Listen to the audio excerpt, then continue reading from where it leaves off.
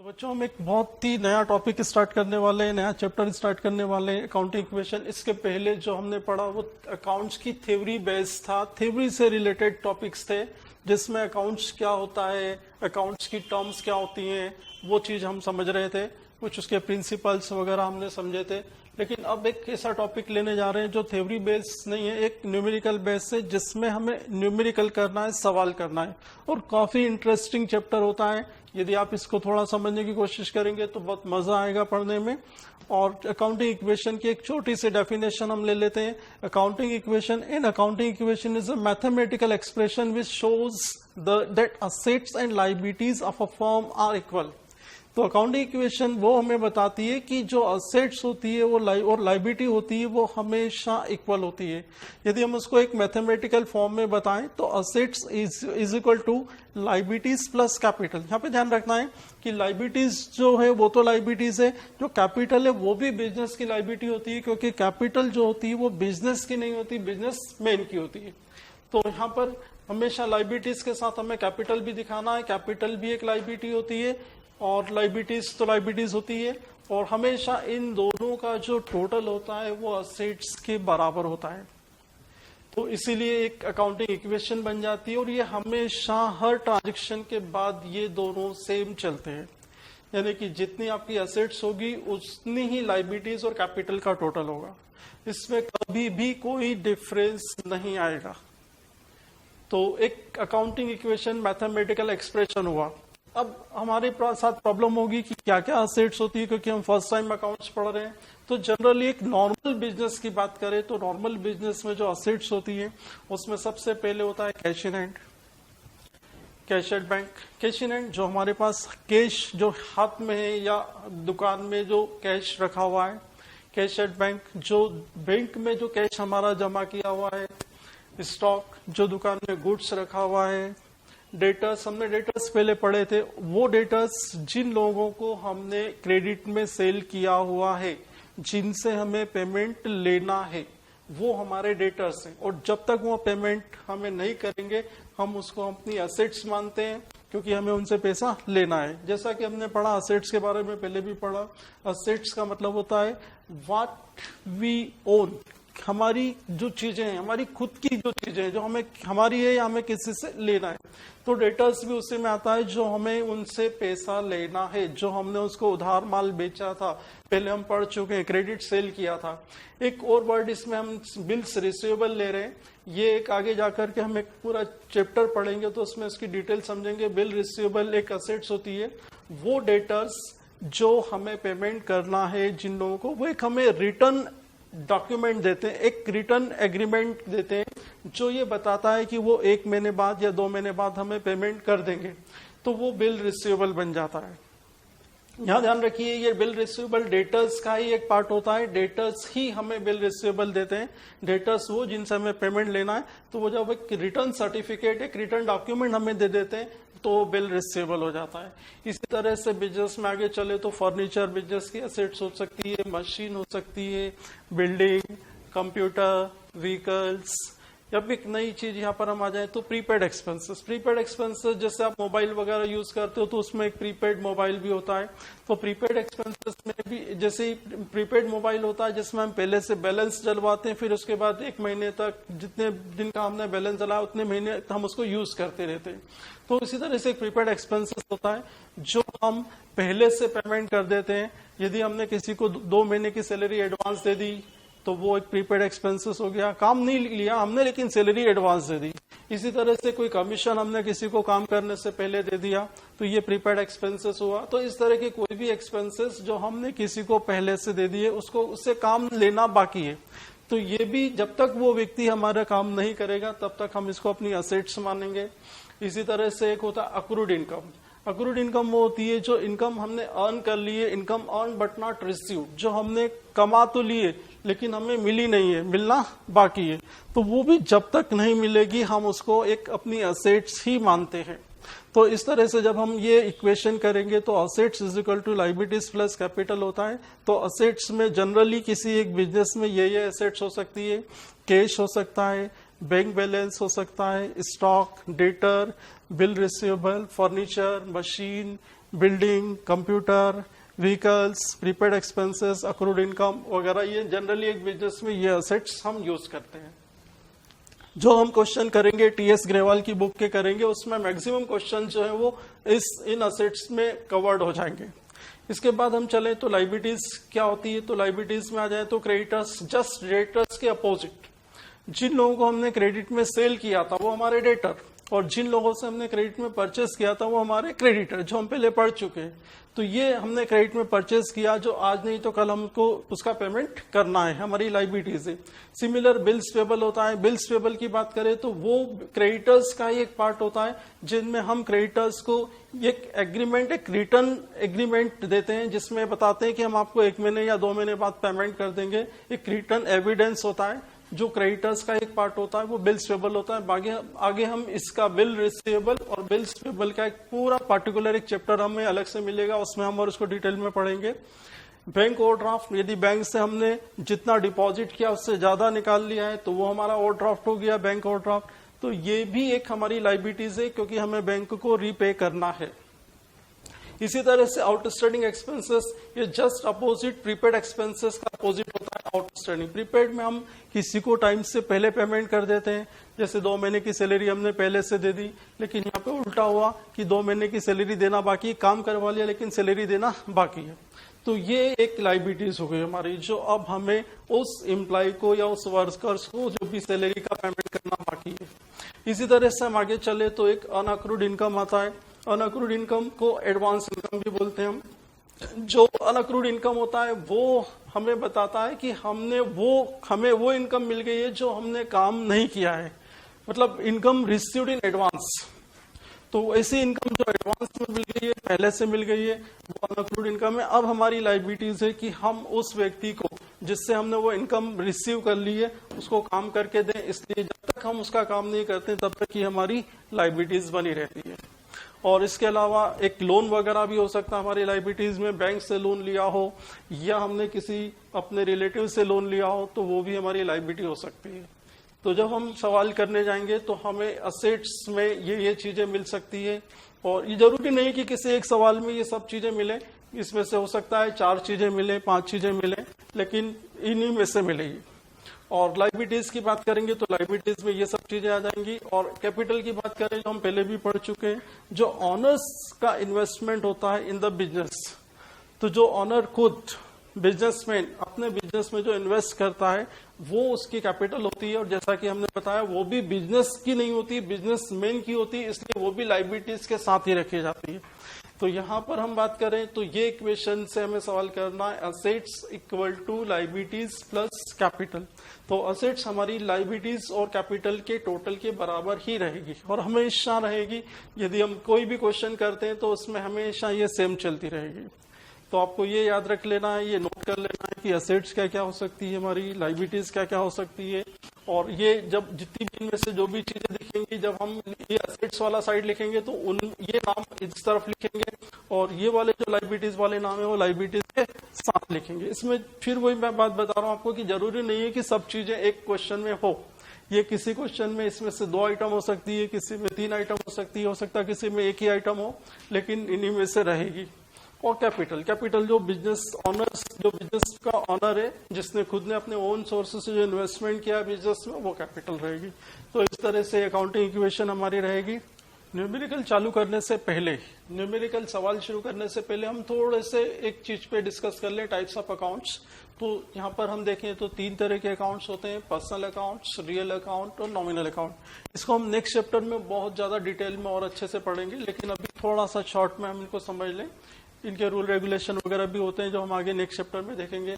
तो पहले हम यहाँ पे समझ लें पर्सनल अकाउंट। ऐसे अकाउंट जो किसी पर्सन से रिलेटेड होते हैं, किसी पर्सन को बिलोंग करते हैं, जैसे राम, मोहन, सोहन, दिनेश, राजेश, इस तरह के जितने भी अकाउंट होते हैं वो पर्सनल अकाउंट होते हैं। इसमें फर्म के नाम भी आ जाते हैं, जैसे बैंक वगैरह हुआ, कोई कंपनी वगैरह हुई, तो वो भी पर्सनल अकाउंट में आती है। तो देखिए, हम जो भी न्यूमेरिकल शुरू करने जा रहे हैं, उस न्यूमेरिकल को शुरू करने से पहले हम एक चीज और समझ लें कि कुछ अकाउंट्स जो होते हैं उसके टाइप्स होते हैं। अब अकाउंट्स क्या होता है, एक तुम्हारी प्रॉब्लम होगी, तो अकाउंट्स क्या होता है, तो जो भी हमने अभी तक जो भी चीजें नाम, जैसे किसी भी के साथ हमने सेल किया, मोहन को सेल किया, राम को सेल किया, या जो हमारे पास बैंक बैलेंस है, तो इन सबके हमारे पास अकाउंट बने होते हैं।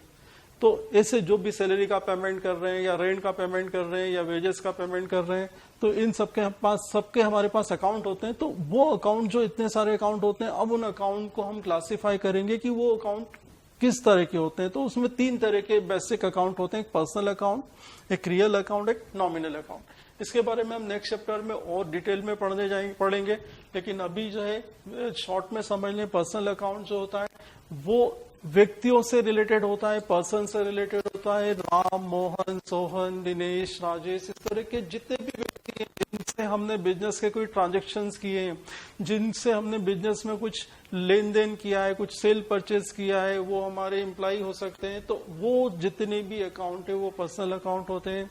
इसमें हम बात करें तो इसमें बैंक वगैरह या किसी फर्म का नाम, वो भी पर्सनल अकाउंट में ही आते हैं, या कोई कंपनी का नाम, वो भी पर्सनल अकाउंट में ही आते हैं।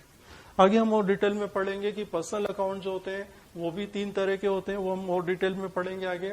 इसके बाद हम आ जाएं तो रियल अकाउंट। रियल अकाउंट वो होते हैं जो किसी थिंग से रिलेटेड हो, किसी कमोडिटी से रिलेटेड हो, लाइक बोर्ड, फर्नीचर, बिल्डिंग, इस तरह के अकाउंट जितने होते हैं, बुक्स, ये रियल अकाउंट में आते हैं। इसी तरह से हम आगे चलें तो नॉमिनल अकाउंट जो होते हैं, जैसे इसको हिंदी में एक वर्ड होता है नाम मात्र के, तो ये अकाउंट क्लोज हो जाते हैं, थोड़े टाइम के लिए रहते हैं और बंद हो जाते हैं। जैसे जिसमें जो है एक्सपेंसेस और इनकम से रिलेटेड अकाउंट आते हैं, जैसे सैलरी का पेमेंट किया, बस सैलरी दी, वो अकाउंट क्लोज हो जाता है। रेंट रिसीव्ड हुआ तो रेंट मिली और वो अकाउंट क्लोज हो जाता है। तो ये नॉमिनल अकाउंट होते हैं। तो जब हम अकाउंटिंग इक्वेशन में जाएंगे तो हम उसमें केवल 2 तरह के अकाउंट को ही शो करते हैं, एक पर्सनल अकाउंट और एक रियल अकाउंट। नॉमिनल अकाउंट को हम उसमें शो नहीं करते हैं, क्योंकि ये एक्चुअल में नॉमिनल होते हैं, जो नाम मात्र के होते हैं, पेमेंट करने के जस्ट बाद ही अपने आप खत्म हो जाते हैं। इनका सीधे सीधे जो होता है वो कैपिटल पे चला जाता है। वो हम बाद में जब और डिटेल में समझ लेंगे। तो हम जब अकाउंटिंग इक्वेशन पढ़ने जा रहे हैं तो उसमें हम 2 तरह के अकाउंट को दिखाएंगे, एक पर्सनल अकाउंट और एक रियल अकाउंट। नॉमिनल अकाउंट बनेंगे, इसकी एंट्रियां होंगी, लेकिन इसके अकाउंट को शो नहीं करते हैं, ये कैपिटल अकाउंट में मर्ज हो जाते हैं। इसका जो इनकम हो रही है या एक्सपेंसेस हो रहे हैं उनको शो नहीं किया जाता है। तो मेनली हमें पर्सनल और रियल अकाउंट पे ही ध्यान देना है। नॉमिनल अकाउंट भी रहेगा उसमें, लेकिन उसको दिखाया नहीं जाता है, उसके लिए कोई अकाउंट हेडिंग नहीं डाला जाता है। हम असेट्स और लायबिलिटीज में उन्हीं चीजों को खास तौर से दिखाएंगे जो अभी हमने लिस्ट पढ़ी कि असेट्स में जनरली कौन कौन सी लिस्ट आती है, cash in hand, cash at bank वगैरह। लायबिलिटीज में क्या क्या चीजें हमने देखी, बस उन्हीं लिस्ट पे हमें फोकस करना है, उसको अच्छे से लर्न कर लेना। एक जनरल क्वेश्चन में, एक सामान्य सवाल में वही चीजें हम यूज करेंगे। तो 3 तरह के अकाउंट हुए, पर्सनल अकाउंट जो पर्सन से रिलेटेड, रियल अकाउंट जो किसी thing, commodity, building, machine, furniture से रिलेटेड, और नॉमिनल अकाउंट जो इनकम और एक्सपेंसेस से रिलेटेड होते हैं। ठीक, इसको नोट करिए आप, फिर हम आगे इसके न्यूमेरिकल करते हैं। तो बच्चों हम अब न्यूमेरिकल शुरू करने जा रहे हैं, अकाउंटिंग इक्वेशन। और यहाँ पे अकाउंट्स में आपको मैं एक बार बता दूं कि कोई भी न्यूमेरिकल जब आप करते हैं तो इसका एक फॉर्मेट होता है, एक सिस्टम होता है। तो इसमें जब हम अकाउंटिंग इक्वेशन के फॉर्मेट की बात करें तो उसमें सबसे पहला कॉलम आपका रहेगा ट्रांजैक्शन का, जिसमें वो ट्रांजैक्शन जो बुक में लिखे हुए रहेंगे वो आपको क्वेश्चन वाले जो ट्रांजैक्शन है वो नोट करना नंबर डाल करके। और असेट्स में, असेट्स की लिस्ट जो भी हमने पहले पढ़ी, असेट्स में जो भी cash in hand, cash bank या और जो भी असेट्स है वो यहाँ दिखाना है। और लायबिलिटीज में, लायबिलिटीज की जो भी सवाल पढ़ने पर आपको मालूम चल जाएगी कौन कौन सी लिस्ट आ रही है लायबिलिटीज की, वो यहाँ शो करना है। और कैपिटल वाले जगह पे कैपिटल को शो करना है। ये जो हम क्वेश्चन करते हैं, ये क्वेश्चन करने जा रहे हैं, ये टीएस ग्रेवाल की बुक 2020 जो नया एडिशन है 2020 का, उसमें से ले रहे हैं। ये क्वेश्चन नंबर 1 है, पेज नंबर इसका 5.18 है। तो हम इसको, आपके पास बुक अवेलेबल है तो आप उसमें से देख सकते हैं, और बुक अवेलेबल नहीं है तो हम साइड में स्कैन करके इसका पेज भी आपको दिखाएंगे ताकि आपको सवाल भी दिखे स्क्रीन पर आपके। और यदि बुक अवेलेबल रहेगी तो बहुत ही अच्छा रहेगा। तो इसका क्वेश्चन नंबर 1 और पेज नंबर 5.18 है, टीएस ग्रेवाल की बुक है, इस नया एडिशन है 2020 का, जिसका हम फर्स्ट क्वेश्चन करने जा रहे हैं। और इसके फर्स्ट क्वेश्चन में जैसे हम पढ़ें तो सबसे पहले इसमें लिखा हुआ है, what will be effect the following on the accounting equation. तो इसमें 3 ट्रांजेक्शन्स हमें दे रखे हैं और बता रहे हैं कि उनका अकाउंटिंग इक्वेशन पे क्या इफेक्ट पड़ेगा या उसके अकाउंटिंग इक्वेशन क्या बनेगी। जिसमें सबसे पहला हमारा ट्रांजेक्शन है स्टार्टेड बिजनेस विद कैश। तो पहला ट्रांजेक्शन हुआ स्टार्टेड बिजनेस विद कैश ₹45,000, उसका अमाउंट है 45,000।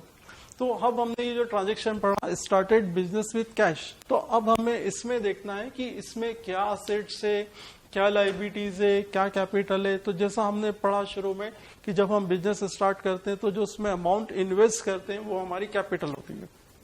तो 45,000 जो हमने बिजनेस में अमाउंट इन्वेस्ट करके बिजनेस शुरू किया, तो 45,000 जो है वो हमारा बिजनेस में कैश आएगा।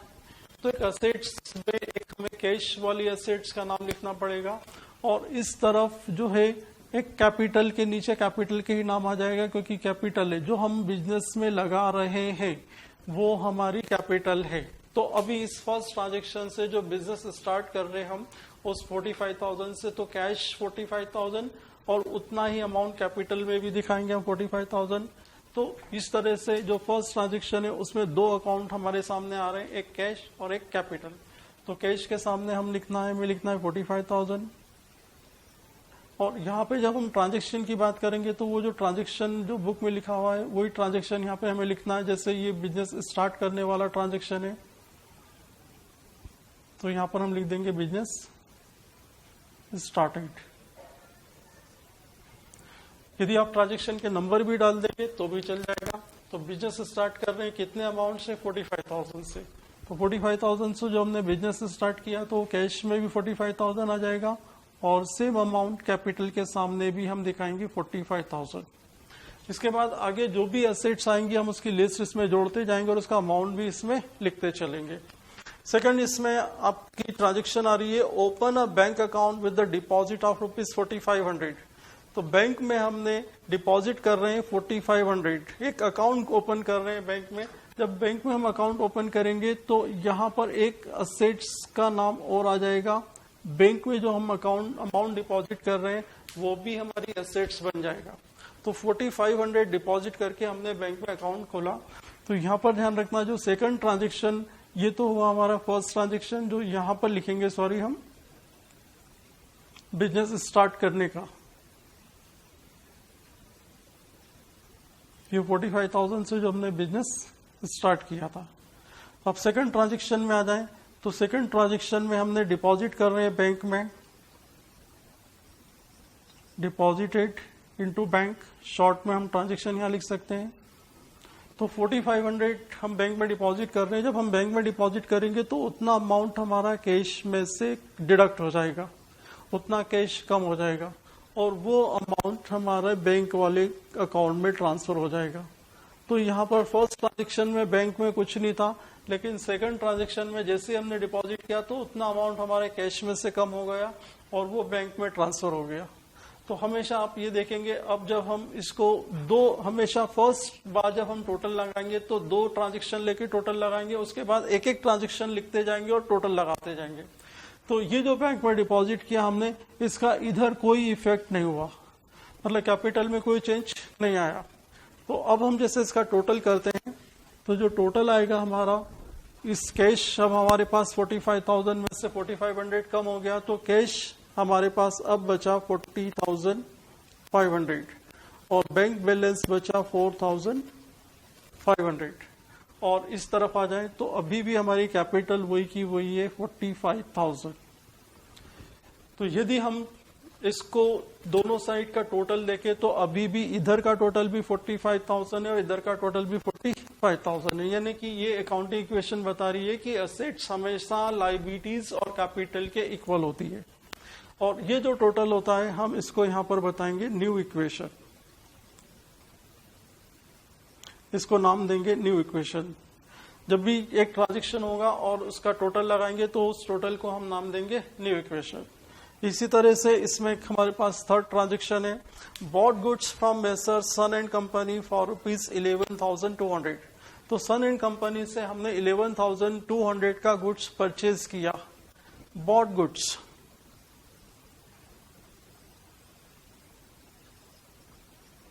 बॉट गुड्स, अब गुड्स खरीदा सन एंड कंपनी से हमने पहले पढ़ा जब हम किसी से गुड्स खरीदते हैं, उधार खरीदते हैं, क्योंकि यहाँ पे नहीं लिखा हुआ कि पेमेंट किया, तो ये हमने उधार खरीदा।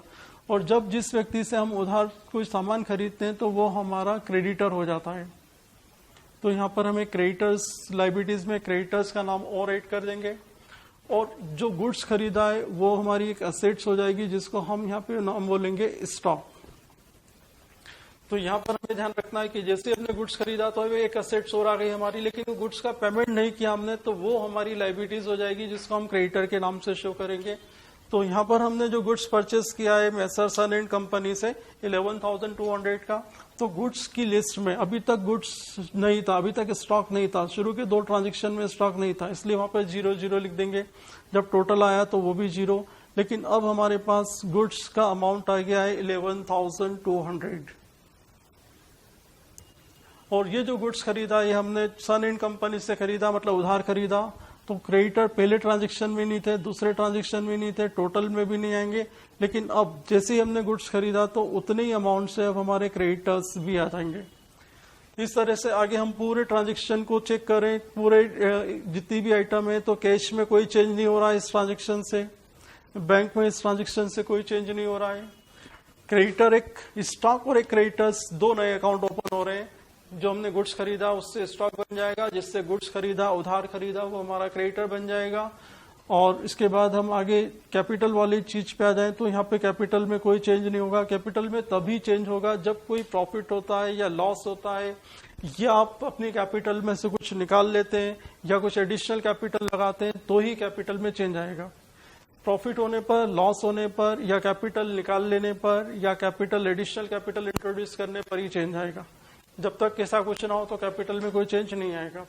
तो फर्स्ट ट्रांजैक्शन हमारा बिजनेस स्टार्ट किया, जिसमें 45,000 कैश से बिजनेस स्टार्ट किया, तो कैश में 45,000 और कैपिटल में 45,000। इस फर्स्ट ट्रांजैक्शन में ना तो बैंक वाला कोई अकाउंट था, ना स्टॉक था, ना क्रेडिटर था। जैसे सेकंड ट्रांजैक्शन में डिपॉजिटेड इनटू बैंक, बैंक में डिपॉजिट किया, तो हमने 4500 बैंक में डिपॉजिट किया, तो जितना डिपॉजिट किया तो उतना कैश हमारा कम हो गया, और वो अकाउंट जो अमाउंट जितना डिपॉजिट किया वो एक हमारी एसेट्स बन गया बैंक के नाम से, और उसमें आ गया। अभी सेकंड ट्रांजैक्शन में स्टॉक वाली कोई चीज नहीं थी, तो स्टॉक अभी भी 0 ही है, और क्रेडिटर भी नहीं था तब तक, कैपिटल में कोई चेंज नहीं हुआ, तो ये सेकंड ट्रांजैक्शन से ये हुआ, और इनका जो टोटल है ये न्यू इक्वेशन बना। जब हम थर्ड ट्रांजैक्शन में आ जाए, जिसमें हम बॉट गुड्स कर रहे हैं सन एंड कंपनी से 11,200 का, तो इन 2 अकाउंट में कोई चेंज नहीं आया। जो हमने गुड्स खरीदा वो हमारा स्टॉक बन जाएगा, और वही चीज जिससे हमने गुड्स खरीदा है वो हमारा क्रेडिटर बन जाएगा। पहले हमने पढ़ा है कि जब भी हम किसी से उधार खरीदेंगे, गुड्स परचेस ऑन क्रेडिट, तो वो व्यक्ति हमारा क्रेडिटर्स बन जाएगा, वो हमारी लायबिलिटी बन जाएगा, जब तक कि हम उसको पेमेंट नहीं करेंगे। और इसका कैपिटल में कोई फर्क नहीं आएगा, उसमें कोई चेंज नहीं आएगा। जैसे शुरू में दो अमाउंट लिखने के बाद टोटल लगाए, अब हमारे पास फिर 2 अमाउंट हो गए, एक तो ऊपर वाला जो टोटल आया वो, और एक ये जो नई इक्वेशन बनी इसका। तो इनका जब भी 2 अमाउंट हमारे सामने आ जाएंगे, हम उसका टोटल लगा देंगे। तो इसका जब हम टोटल लगाएंगे तो ये जो कैश है, अब हमारे पास अभी भी 40,500 का ही कैश है, बैंक 4,500 का है, स्टॉक भी आ गया 11,200 का, और क्रेडिटर्स भी 11,200 के, और कैपिटल 45,000 का। ये इस क्वेश्चन में 3 ट्रांजैक्शन है। फर्स्ट बिजनेस स्टार्ट करना है, सेकंड डिपॉजिट बैंक में डिपॉजिट करना है, थर्ड गुड्स को बॉट कर रहे हैं, गुड्स को खरीद रहे हैं। 3 ट्रांजैक्शन है इस क्वेश्चन में, और इस तरह से ये क्वेश्चन कंप्लीट हो गया हमारा। और इसका जो टोटल आएगा फिर हम उसको न्यू इक्वेशन का नाम दे देंगे।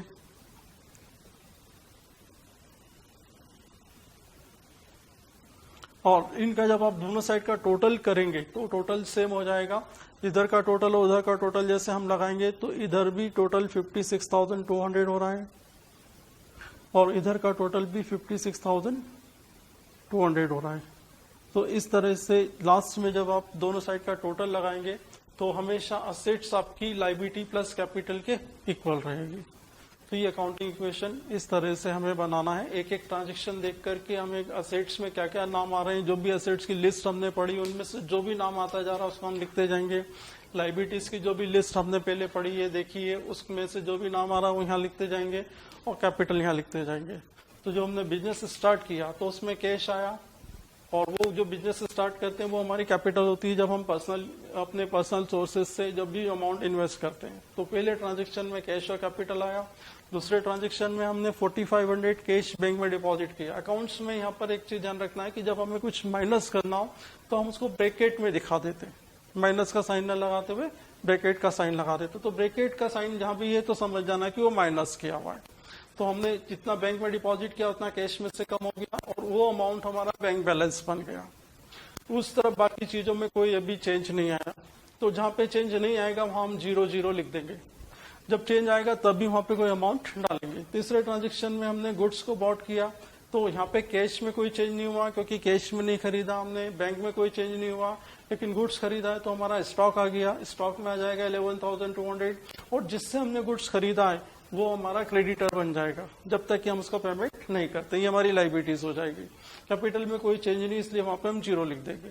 फिर जो भी अमाउंट आए जिसमें जो चेंज नहीं हुआ तो वही का वही अमाउंट यहाँ पे टोटल बन जाएगा, यहाँ पे भी यही का ये अमाउंट टोटल हो जाएगा और यहाँ पे एक नया अकाउंट बना वो टोटल में आ जाएगा, यहाँ पे ये वाला अकाउंट टोटल में आ जाएगा, यहाँ पे कोई चेंज नहीं हुआ तो ऊपर वाला अमाउंट ही टोटल में आ जाएगा और इस तरह से दोनों साइड का टोटल इक्वल हो जाएगा। ये अकाउंटिंग इक्वेशन रहेगी। हमेशा ध्यान रखना दोनों side total should be both side equal, दोनों साइड का टोटल इक्वल होना चाहिए।